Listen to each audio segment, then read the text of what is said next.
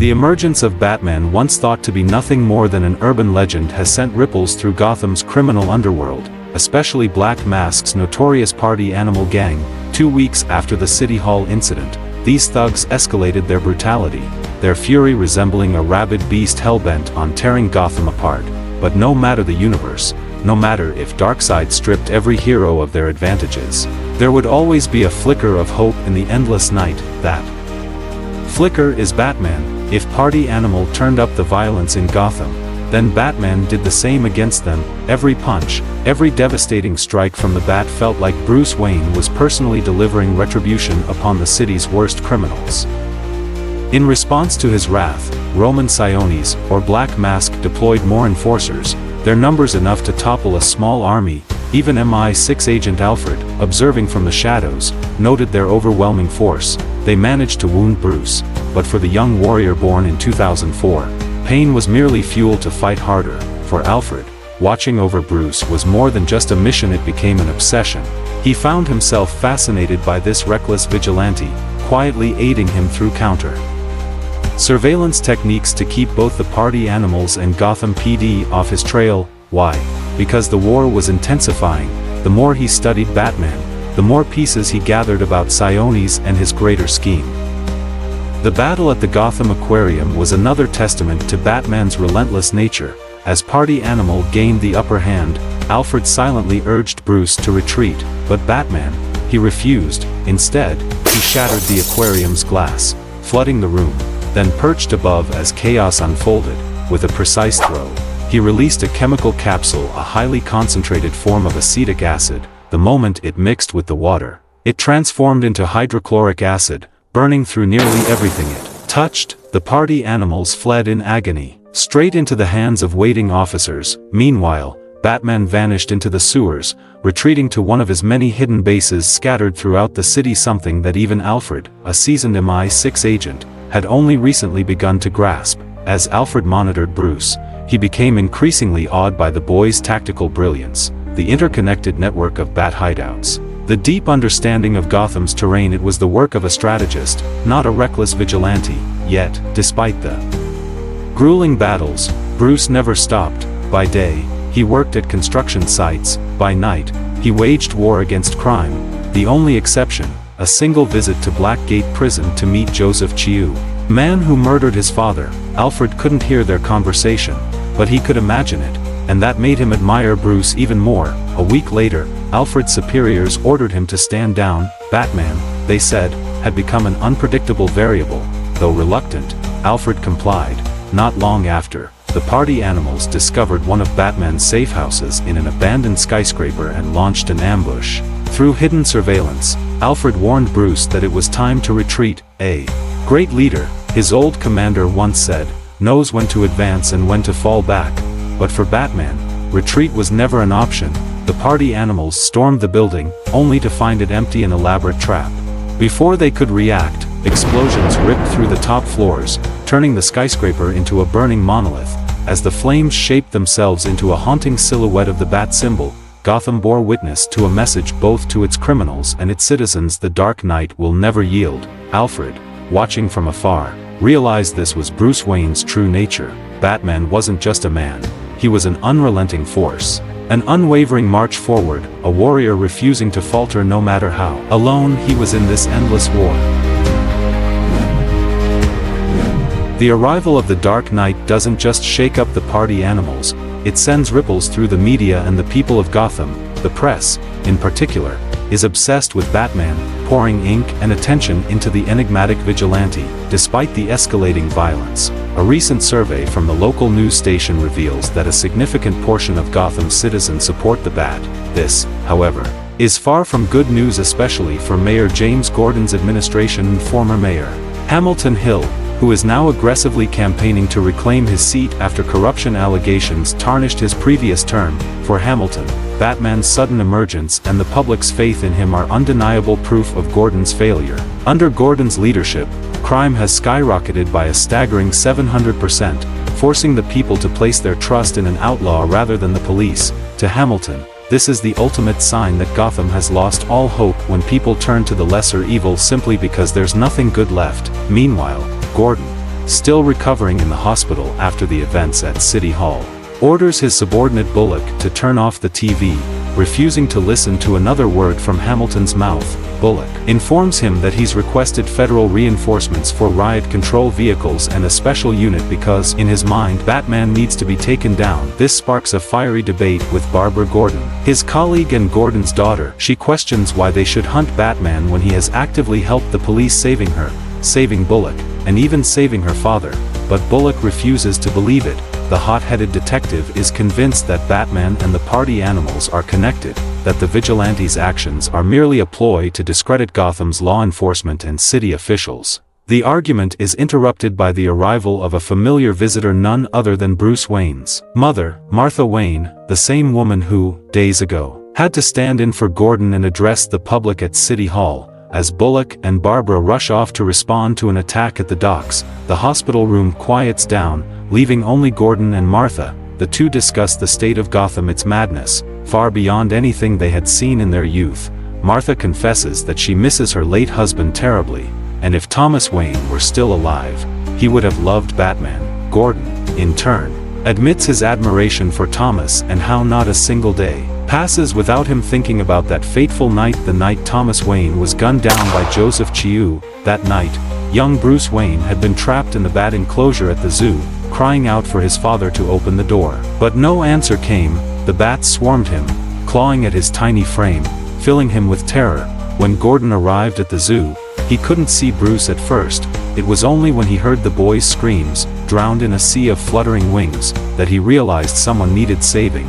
Curious about Bruce's well-being, Gordon asks Martha how he's been. She sighs, she doesn't know. Before that tragic night, Bruce had been an open book to her, sharing every little detail of his day. But after that visit to the zoo, he became a mystery, shutting himself away from the world. He refused to speak to his mother, ignored his friends waiting outside his house, and told Martha to send them away. She loved him, wanted to help him through his grief, but she didn't know how, so she let him be. Bruce cried for hours, mourning his father, grieving over his mother's sadness. In a fit of frustration, he hurled his gold medal from the Science Olympics out of his window. Moments later, someone picked it up and quietly placed it back in his room. That person was Selina, his friend. She told him to get up, to come outside with her, and, of course, Bruce accepted. But what happened next? Well, perhaps we'll find out in episode 3.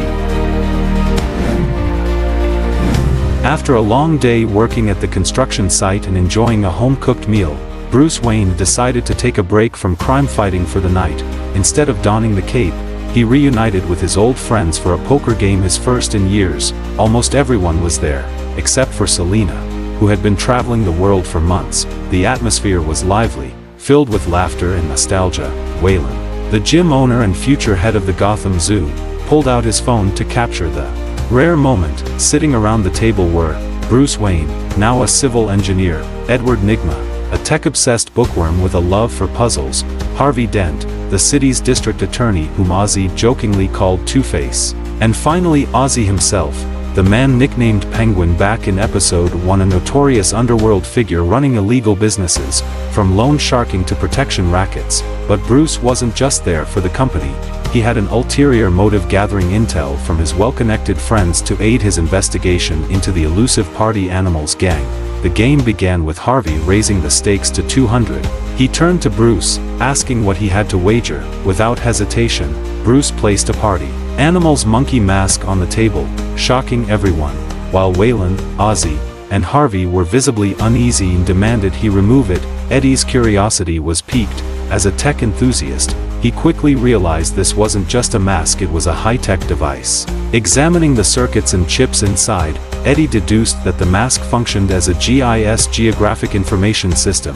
It was essentially a GPS-based targeting system that could mark strategic locations for attack. If decoded, it could reveal the Party Animals' next move. Bruce had failed to crack it himself, so he played into Eddie's ego, daring him to take on the challenge. Predictably, Eddie took the bait. Bruce then turned to Ozzy, asking if the party animals had been encroaching on any gang territories, including his own. Ozzy scoffed and said they weren't after control, they just wanted to tear Gotham apart. Finally, Bruce questioned Harvey, a man deeply entrenched in Gotham's political sphere. Was there a chance these attacks were meant to discredit James Gordon? Harvey dismissed the idea, pointing out that Gordon had already been injured before the chaos erupted. If this was about politics, it wasn't just about power, it was about something bigger. Bruce pressed further. What's bigger motivator than power? Harvey answered, Money, brother, the sauce, the chicken and the egg both. Speaking of which, two pair. The poker game ended with Bruce holding 3 aces and a joker card, giving him a 4 of a kind. But Harvey wasn't impressed. Jokers are never welcome here, Bruce. He muttered ominously.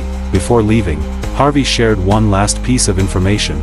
He had heard whispers from City Hall about former Mayor Hamilton Hill receiving substantial funding from an unknown source during his campaign against Gordon. The money had come out of nowhere, and Hill referred to it as his golden chest.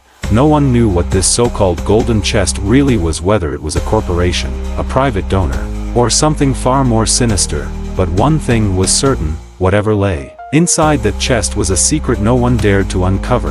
Gotham's underbelly had just grown even darker. After an eventful poker night with his old gym bro crew, poor in wealth but rich in camaraderie, Bruce Wayne suited up for a new mission. His target, the so-called golden chest, that Harvey Dent had cryptically mentioned. Under the cover of darkness, Batman infiltrated the campaign headquarters of former Mayor Hamilton Hill, a corrupt politician with suspicious funding sources. Accessing Hill's computer, he stumbled upon a file named Arkham. What caught his attention wasn't just the name itself, but its hidden meaning. Arkham in Bengali translates to chest. Could this be the very treasure trove of secrets he was looking for? But just as he clicked on the file, the screen flickered, and a masked face appeared. Black Mask. Well, hello there. Finally, Batman, we meet now. Unfortunately, we don't have much time to chat. I like you. I do. You're my kind of party. So I'll make you a deal. Everything you have wanted. But full disclosure, you are in a bit of a spot. Both the GCPD and his own men had already surrounded the building, but he wasn't interested in capturing Batman. Instead, he issued a twisted challenge. If Batman could survive and escape, Black Mask would grant him anything he desired. And just like that, the Party Animals gang stormed the building armed with RPGs. But this was Batman. These low-tier thugs didn't stand a chance. The Dark Knight took them down effortlessly before leaping into an elevator shaft, making a daring escape. At the bottom, he pried open a hatch and climbed down into what seemed like a control room. There, waiting for him, was Alfred, but the old butler wasn't there to reprimand him. Instead, he had news. You're a good detective, kid, but I've learned some things about them. The Party Animals. They're not what they seem, Alfred said. His tone serious. He believed the two of them needed to work together to get to the bottom of it. 30 seconds. Outside, sirens wailed, and armed men closed in. Even MI6 agents had caught wind of the situation. Time was running out. Alfred assured him that he had a getaway car stashed behind the building unless Batman had another plan. Without a word, Batman stomped on a floor pedal. Suddenly, an engine roared to life beneath them. Alfred barely had time to register what was happening before Batman coolly remarked, "You're standing in it." The entire room, no, the entire building section began move. That's when the truth hit Alfred. This wasn't just any hideout. This was Batman's vehicle, but not the sleek, high-speed Batmobile of the main universe. Instead, it was an absolute monstrosity, a heavily armored, construction-grade truck that had been transformed into an unstoppable mobile fortress. As it tore through the barricades, the absolute Batmobile crushed 3 police cruisers in its path, breaking through Gotham's blockade in a jaw-dropping display of power. Both the cops and the Party Animals gang watched in stunned silence as the mechanical beast disappeared into the night, carrying Batman and Alfred to safety. One thing was clear. Batman had just changed the game, and Gotham had never seen anything like this before.